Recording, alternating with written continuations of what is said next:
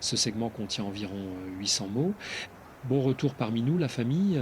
Fermez les yeux un instant, inspirez, expirez. Sentez-vous ce poids sur vos épaules, cette petite voix qui vous juge sans cesse, ce besoin de plaire à tout le monde sauf à vous-même. Imaginez maintenant que ce poids s'évapore. Imaginez une lumière douce qui s'allume au fond de vous, non pas pour briller aux yeux des autres, mais pour vous éclairer, vous, dans votre vérité la plus simple. C'est ce voyage que je vous propose aujourd'hui. S'estimer, enfin, c'est pas devenir arrogant, c'est simplement cesser d'être son propre bourreau. C'est un retour à la maison, un retour vers soi, avec une tendresse que l'on a trop longtemps réservée aux autres. Pour commencer ce chemin de transformation, la première étape est ce que j'appelle le désencombrement de l'esprit. Nous vivons dans un monde de bruit, d'injonctions et de comparaisons permanentes. Notre esprit est comme une chambre encombrée de vieux meubles inutiles, de souvenirs douloureux et de critiques que nous avons fini par croire vraies. Apprendre à se choisir, c'est commencer par faire le tri. C'est s'asseoir au milieu de ce désordre et dire avec calme que tout cela n'a plus sa place ici. Ce premier pas vers la clarté intérieure demande du courage, mais c'est un courage tranquille. Il ne s'agit pas de lutter violemment contre nos pensées négatives, car lutter, c'est encore leur donner de l'importance. Il s'agit de les observer, comme on regarde des nuages passer dans le ciel, et de se dire que nous ne sommes pas ces nuages, nous sommes le ciel. Lorsque l'on commence à vider cet espace mental, on ressent un immense soulagement. C'est la fin d'une forme de suffocation psychologique. On réalise alors que l'estime de soi ne se construit pas en ajoutant des qualités ou des succès, mais en enlevant ce qui nous empêche de voir notre propre valeur. C'est une forme de dépouillement nécessaire pour que la lumière puisse enfin circuler. Vous savez, nous passons tellement de temps à essayer de réparer ce que nous pensons être cassé en nous.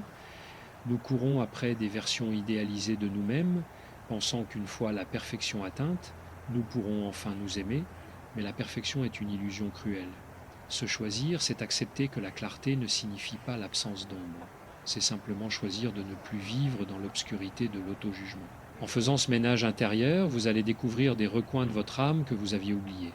Des talents discrets, des envies simples, une capacité de joie qui attendait juste un peu d'espace pour s'exprimer.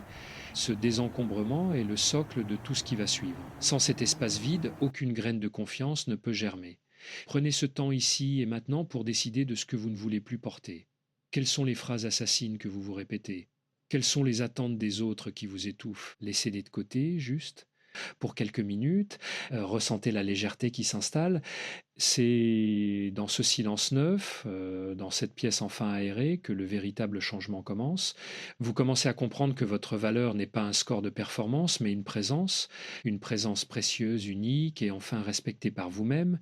C'est cela, s'offrir le droit de respirer sans condition, sans excuse. On ne cherche plus à prouver, on cherche à être, et dans cet acte d'être, tout devient plus simple. La fatigue s'atténue, car la lutte contre soi-même consomme une énergie colossale. En déposant les armes, vous récupérez cette force pour construire, pour aimer, pour vivre. C'est une promesse que vous vous faites à vous-même, une promesse de loyauté. Dorénavant, vous ne vous abandonnerez plus. Vous serez là, présent, témoin bienveillant de votre propre vie. Cette clarté intérieure est votre boussole. Elle vous indiquera le chemin lorsque le doute reviendra. Car le doute reviendra toujours, mais il ne pourra plus éteindre la lumière que vous avez décidé d'allumer aujourd'hui. Avancez doucement, à votre rythme, sans pression. Chaque respiration est une chance de recommencer, et chaque instant est une opportunité de se dire je suis là et c'est assez. Dans ce dépouillement, vous trouvez la force la plus pure qui soit, la force d'être soi, simplement soi, avec une infinie douceur. C'est le début de la paix. Ce segment contient environ 800 mots. La paix, c'est pas l'absence. De bruit, c'est l'absence de guerre avec soi-même. Écoutez bien ce qui se passe en vous quand je dis cela. La fin de la guerre. Nous sommes souvent nos propres tyrans, nos juges les plus sévères, n'est-ce pas? Nous nous traitons avec une dureté que nous n'oserions jamais infliger à un ami, ni même à un étranger. Pourquoi cette exigence féroce? Pourquoi ce besoin de se flageller pour la moindre erreur, le moindre oubli? Se choisir enfin, c'est signer un traité de pain définitif avec son miroir. C'est décider, une fois pour toutes, que le combat intérieur est terminé. Cette guerre nous épuise, elle nous vide de notre sève vitale et nous empêche de voir la beauté du monde. Quand on cesse de se battre contre ses propres imperfections, un silence nouveau s'installe. C'est un silence fertile, une tranquillité qui permet de reconstruire sur des bases saines. Imaginez l'énergie que vous allez récupérer. Toute cette force que vous utilisiez pour vous critiquer, pour vous détester parfois, devient soudainement disponible pour créer, pour contempler, pour aimer. Passer de la haine de soi ou de l'indifférence à une amitié sincère avec soi-même est la plus grande victoire que vous puissiez remporter. C'est pas une victoire éclatante, bruyante, c'est une victoire de l'ombre, une transformation lente comme celle d'une chrysalide. On apprend à se parler autrement. Au lieu de dire quel idiot je fais, on apprend à se dire c'est difficile en ce moment, je fais de mon mieux. Vous voyez là, nuance, c'est subtil mais cela change absolument tout le paysage émotionnel de votre journée. La bienveillance n'est pas de la complaisance ou de la paresse. C'est au contraire une forme de lucidité courageuse. On voit ses défauts, on voit ses limites, mais on décide de ne plus les utiliser comme des armes contre soi-même. On les regarde comme des caractéristiques de notre humanité commune. Nous sommes tous pétris de la même argile, faite de force et de faiblesse. Pourquoi devriez-vous être l'exception qui doit être parfaite? En déposant les armes, on s'aperçoit que la plupart de nos peurs n'étaient que des ombres projetées par notre propre hostilité. Sans l'ennemi intérieur, les défis extérieurs perdent de leur superbe. Ils deviennent de simples obstacles à contourner ou à franchir, et non plus des preuves de notre supposée indignité. C'est un soulagement physique, presque charnel. Les tensions dans la nuque s'apaisent, le souffle devient plus profond. On s'autorise enfin à habiter son propre corps sans s'en excuser. Cette paix durable est le socle de l'estime de soi. Elle ne dépend plus des circonstances, des compliments ou des critiques d'autrui. Elle est comme un sanctuaire intérieur où l'on peut toujours se réfugier. Dans ce sanctuaire, il n'y a plus de tribunaux, plus de sentences, plus de honte. Il n'y a qu'une présence calme qui dit « je t'accepte tel que tu es ». C'est le début d'une vie où l'on n'est plus en fuite. On ne court plus pour échapper à son propre jugement, on marche pour découvrir le chemin. Vous commencez à comprendre que votre valeur est inconditionnelle. Elle ne se mérite pas, elle se reconnaît. Comme un trésor enfoui sous des couches de poussière, elle a toujours été là, intacte. La fin de la guerre, c'est simplement arrêter de jeter de la poussière sur le trésor. C'est s'autoriser à briller, non pas pour éblouir, mais pour éclairer sa propre vie. Prenez un instant pour savourer cette idée. Je ne suis plus mon ennemi, je suis mon allié. Ressentez la puissance de cette affirmation. C'est une révolution silencieuse qui ébranle les fondations mêmes de votre existence. Tout ce que vous ferez à partir de cet état de pain aura une saveur différente. Vos relations seront plus authentiques, car vous n'aurez plus besoin de masquer vos prétendues failles. Votre travail sera plus fluide, car vous n'aurez plus peur de l'échec comme d'une condamnation à mort. La vie devient un terrain de jeu et non plus un champ de bataille. C'est cela la véritable liberté. C'est pas de pouvoir tout faire, c'est pouvoir être soi sans trembler. Dans ce calme retrouvé, vous allez enfin entendre les murmures de votre âme, ces aspirations profondes que le fracas des combats intérieurs couvrait jusqu'alors. Écoutez-les. Ils vous disent que vous avez le droit d'être heureux ici et maintenant sans attendre d'être une meilleure version de vous-même. Le bonheur commence au moment précis où l'on cesse de se demander si on le mérite. L'accueil, tout simplement, comme on accueille la chaleur du soleil sur sa peau. La guerre est finie, la paix commence, et dans cette paix, tout devient possible. Ce segment contient environ 800 mots. Regardez vos mains un instant.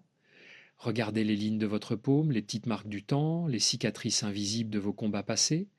Nous passons une vie entière à essayer de cacher nos failles, comme si elles étaient des erreurs de fabrication. Mais s'estimer enfin, c'est précisément changer de regard sur ses propres fragilités. Dans le style de Christophe André, on apprend que la fragilité n'est pas une faiblesse, c'est la marque de notre humanité la plus pure. C'est ce qui nous rend sensibles, poreux à la beauté, capables d'empathie. Au lieu de voir vos doutes ou vos peurs comme des ennemis à abattre, je vous invite à les regarder comme des petits-enfants qui ont simplement besoin d'être rassurés. Accepter ces fragilités, c'est arrêter de vouloir être un bloc de granit invulnérable. Le granit finit toujours par se fissurer sous la pression, alors que le roseau, lui, plie et survit. En acceptant de ne pas être parfait, en acceptant d'avoir des moments de fatigue, de tristesse ou d'incertitude, vous devenez enfin solide. C'est le paradoxe de l'âme humaine, c'est en embrassant notre vulnérabilité que nous trouvons notre véritable force. Imaginez que vous n'ayez plus besoin de porter ce masque de l'assurance absolue. Quelle détente pour votre visage, quel soulagement pour votre cœur. On s'autorise à dire je ne sais pas, ou j'ai peur, ou j'ai besoin d'aide. Et curieusement, c'est à ce moment-là que les autres se sentent proches de nous. La perfection crée une distance, la fragilité crée un pont. Mieux habiter ses failles, c'est transformer ses blessures en ouverture. C'est comme dans cet art japonais, le ketsuji, où l'on répare les porcelaines brisées avec de l'or. L'objet n'est pas seulement réparé, il est plus beau et plus précieux qu'avant, car ses cicatrices sont sublimées. Vous êtes cette porcelaine. Vos épreuves ne vous ont pas diminué, elles ont ajouté de la profondeur à votre histoire. S'estimer, c'est regarder ces cicatrices avec une infinie tendresse et se dire « Voici mon parcours, voici ce que j'ai traversé, et j'en suis fier ». Ce n'est pas une fierté de supériorité, c'est une fierté d'existence. On n'a plus honte de ses manques, car on comprend qu'ils sont le terreau de notre croissance. Une plante n'a pas honte de ses racines qui cherchent l'eau dans l'obscurité de la terre. Pourquoi auriez-vous honte de vos recherches, de vos tâtonnements? En habitant pleinement vos fragilités, vous devenez plus authentique. Vous ne jouez plus un rôle, vous vivez votre vie. Cette authenticité attire à vous des relations plus vraies, car vous ne demandez plus aux autres de combler vos vides, vous leur demandez simplement de partager votre voyage. On réalise alors que l'on n'est pas obligé d'être guéri de tout pour commencer à s'aimer. L'amour de soi commence dans l'imperfection, c'est un choix délibéré de s'offrir de la douceur là où ça fait mal. Au lieu de vous juger pour votre anxiété, posez une main sur votre cœur et dites-vous: «Je vois que tu souffres, je suis là pour toi». C'est cette présence intérieure qui change tout. Elle crée une sécurité émotionnelle qui ne dépend plus des succès extérieurs. On devient son propre refuge. Dans cette acceptation, la peur de l'échec s'évanouit, car on sait que même si l'on tombe, on sera là pour se ramasser avec bienveillance. C'est une forme de dignité tranquille. On ne s'excuse plus d'exister, on ne demande plus la permission de respirer avec ses propres poumons. On habite sa peau, son histoire, ses doutes avec une forme de grâce. C'est cela, s'éclairer de l'intérieur, c'est laisser la lumière passer à travers les fissures. Ne cherchez plus à tout boucher, à tout lisser. Laissez vos aspérités raconter qui vous êtes. C'est dans ces zones d'ombre que se cachent souvent vos plus grandes capacités d'écoute et de compréhension. Celui qui a connu la fragilité sait accueillir celle des autres sans jugement. Vous devenez un être de lien, un être de pain. Et dans ce monde qui nous pousse sans cesse à la performance et à l'image lisse, votre fragilité assumée est un acte de résistance poétique. C'est une invitation faite aux autres de faire de même. Vous voyez, s'estimer n'est pas un acte égoïste, c'est un acte de guérison collective. En vous acceptant tel que vous êtes, vous permettez au monde d'être un peu plus humain, un peu plus doux. Respirez dans cette fragilité, ne la combattez plus, elle est votre allié, elle est votre vérité. Et dans cette vérité, vous trouvez enfin le repos. Regardez vos mains un instant, regardez les lignes de votre paume, les petites marques du temps, les cicatrices invisibles de vos combats passés. Nous passons une vie entière à essayer de cacher nos failles, comme si elles étaient des erreurs de fabrication. Mais s'estimer enfin, c'est précisément changer de regard sur ses propres fragilités. Dans le style de Christophe André, on apprend que la fragilité n'est pas une faiblesse, c'est la marque de notre humanité la plus pure. C'est ce qui nous rend sensibles, poreuses à la beauté, capables d'empathie. Au lieu de voir vos doutes ou vos peurs comme des ennemis à abattre, je vous invite à les regarder comme des petits-enfants qui ont simplement besoin d'être rassurés. Accepter ces fragilités, c'est arrêter de vouloir être un bloc de granit invulnérable. Le granit finit toujours par se fissurer sous la pression, alors que le roseau, lui, plie et survit. En acceptant de ne pas être parfait, en acceptant d'avoir des moments de fatigue, de tristesse ou d'incertitude, vous devenez enfin solide. C'est le paradoxe de l'âme humaine, c'est en embrassant notre vulnérabilité que nous trouvons notre véritable force. Imaginez que vous n'ayez plus besoin de porter ce masque de l'assurance absolue. Quelle détente pour votre visage, quel soulagement pour votre cœur. On s'autorise à dire « je ne sais pas » ou « j'ai peur » ou « j'ai besoin d'aide ». Et curieusement, c'est à ce moment-là que les autres se sentent proches de nous. La perfection crée une distance, la fragilité crée un pont. Mieux habiter ses failles, c'est transformer ses blessures en ouverture. C'est comme dans cet art japonais, le ketsuji, où l'on répare les porcelaines brisées avec de l'or.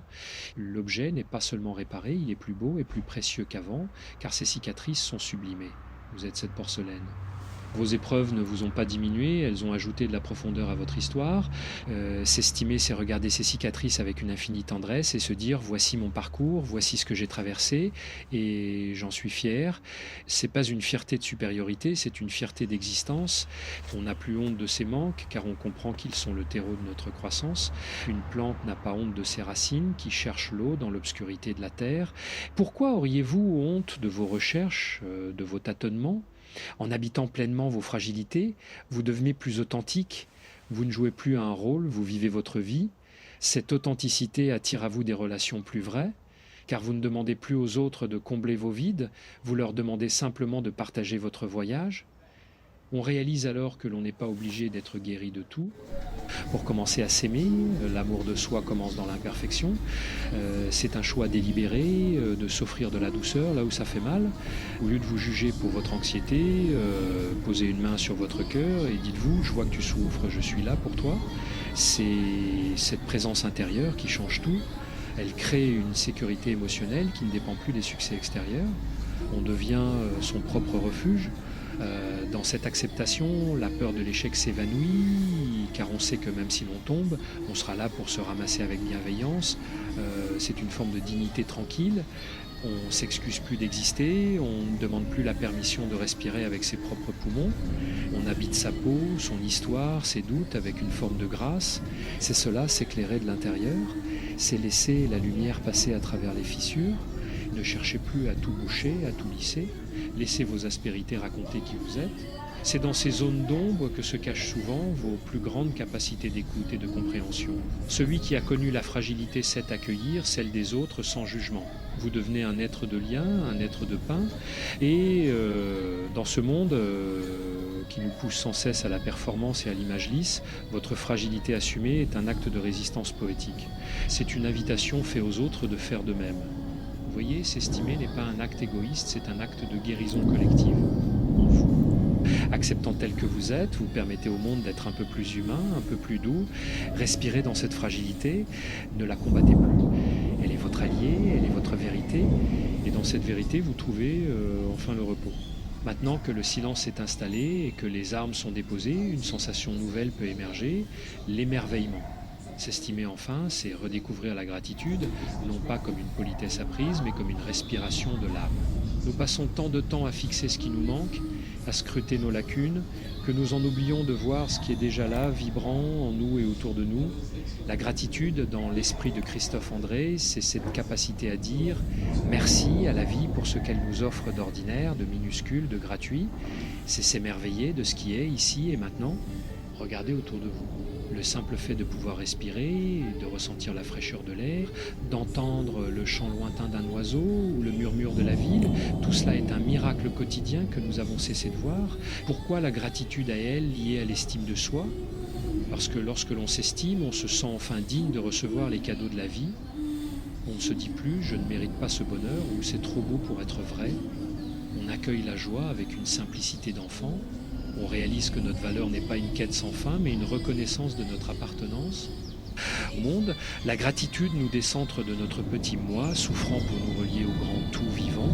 C'est une forme de guérison par l'attention, en portant votre regard sur ce qui va bien, sur ce qui est beau en vous, même si c'est une petite étincelle de courage ou un simple geste de gentillesse que vous avez eu pour quelqu'un, vous nourrissez votre lumière intérieure. On ne s'estime pas en se répétant des phrases magiques devant un miroir, on s'estime en observant les preuves de notre humanité et en les célébrant. C'est un entraînement de l'esprit.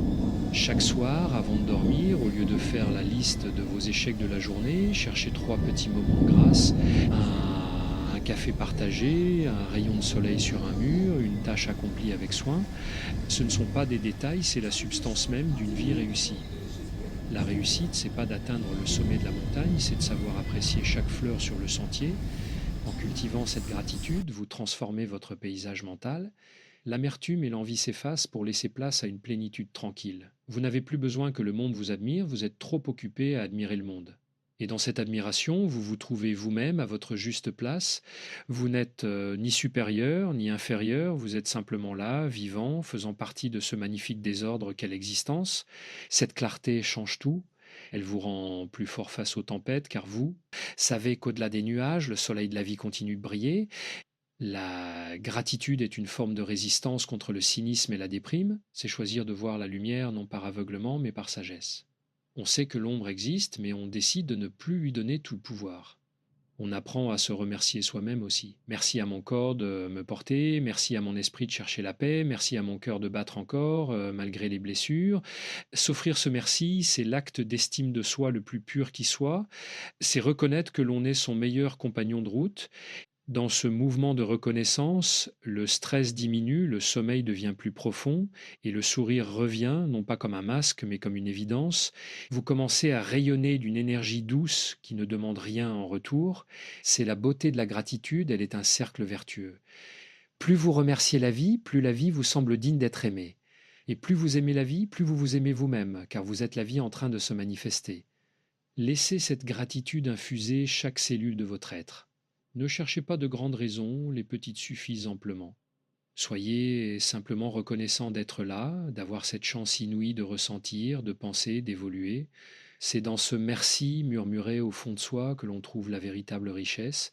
La lumière est là, elle a toujours été là, elle attendait juste que vous ouvriez les yeux pour l'accueillir.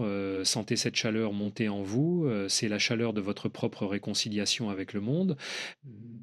Ce segment contient environ 800 mots. Une fois que nous avons fait la paix avec nous-mêmes et que la gratitude a commencé à irriguer notre quotidien, quelque chose de fascinant se produit.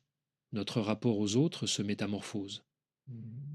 S'estimer, enfin, c'est pas s'enfermer dans une tour d'ivoire de satisfaction personnelle, c'est au contraire s'ouvrir au monde avec une liberté nouvelle. Jusqu'ici peut être cherchez-vous sans cesse dans le regard d'autrui, une boussole pour votre propre valeur. Vous attendiez une validation, un compliment, un signe de tête pour vous autoriser à vous sentir bien. Cette dépendance est épuisante.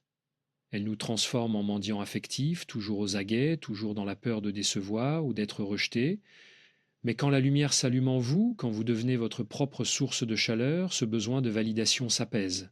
C'est l'apaisement du lien aux autres. On ne demande plus à l'autre de nous réparer ou de nous compléter. On ne lui demande plus de nous dire qui nous sommes. On le sait déjà, dans le silence de notre cœur. Dès lors, la relation change de nature. Elle n'est plus un terrain de test pour notre ego, mais un espace de partage authentique. On n'écoute plus l'autre pour savoir ce qu'il pense de nous, on l'écoute pour ce qu'il est, lui.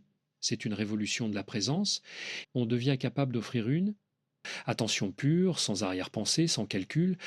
La peur du jugement s'efface car au fond, le jugement de l'autre ne peut plus éteindre votre lumière intérieure. Si quelqu'un vous critique, cela ne remet pas en cause votre essence, cela parle simplement de sa propre perspective, de ses propres limites. Vous gagnez une souveraineté tranquille. Cette distance saine permet paradoxalement une plus grande proximité. En cessant de vouloir plaire à tout prix, vous devenez enfin vous-même, et c'est cette authenticité qui est véritablement magnétique. Les gens ne s'attachent pas à vos masques de perfection, ils s'attachent à votre vérité, à vos failles assumées, à votre calme. Vous réalisez que vous avez le droit de dire non sans culpabilité et de dire oui sans contrainte. Vos limites deviennent claires, non pas comme des barbelés, mais comme les murs protecteurs d'un jardin où il fait bon vivre. Dans ce jardin, vous invitez qui vous voulez et vous n'avez plus peur que l'on marche sur vos fleurs. S'estimer, c'est aussi comprendre que l'autre n'est pas responsable de notre bonheur, tout comme nous ne sommes pas responsables du sien. On sort des jeux de pouvoir, des manipulations inconscientes, des attentes démesurées. On apprend à aimer avec main ouverte. C'est une forme de tendresse lucide. On voit l'autre dans sa propre fragilité et on l'accueille avec la même bienveillance que celle que l'on s'accorde désormais. La comparaison, ce poison de l'âme, s'évapore également. Pourquoi se comparer quand on sait que chaque vie est un chemin unique, une expérience singulière de la conscience? Le succès d'un autre n'est pas votre échec, c'est simplement une autre nuance de la lumière du monde. Vous pouvez vous réjouir pour les autres sans vous sentir diminué. Cette générosité du cœur est le signe ultime d'une estime de soi retrouvée. On ne se sent plus en compétition avec l'humanité, on se sent en solidarité avec elle. Vous devenez un port d'attache, une présence apaisante pour ceux qui vous entourent. Votre simple manière d'être, posée et respectueuse de vous-même, invite les autres à faire de même. Sans donner de leçons, par l'exemple de votre propre pain, vous propagez cette clarté. C'est la fin de la solitude profonde, celle que l'on ressent même en étant entouré parce que l'on se sentait illégitime. Désormais, vous êtes chez vous partout, car vous êtes chez vous en vous-même. Le lien social devient une danse plutôt qu'un combat. On apprend à recevoir l'amour sans suspicion, à donner sans s'épuiser. On savoure les moments de partage comme des cerises sur le gâteau d'une vie déjà pleine. Cette liberté de lien est un cadeau immense. Elle nous permet de construire des amitiés plus profondes, des amours plus sereines, des collaborations plus fructueuses. Tout devient plus fluide, plus léger. On ne porte plus le monde sur ses épaules, on marche à ses côtés. Ressentez cette ouverture, sentez comme il est bon de ne plus avoir peur du regard des autres.